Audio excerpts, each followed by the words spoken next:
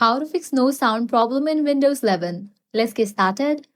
First, search for Control Panel and launch it.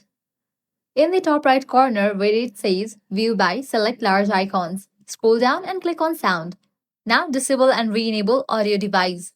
In the Playback tab, you'll see your connected audio devices.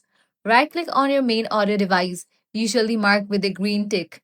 Select Disable, then immediately right-click again and choose Enable.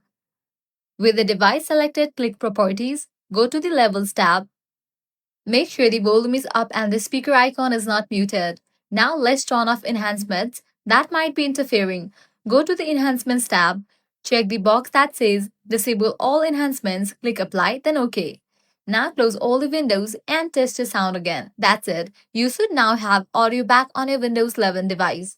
If this guide helped you out, do not forget to like, share, and subscribe. Thanks for watching.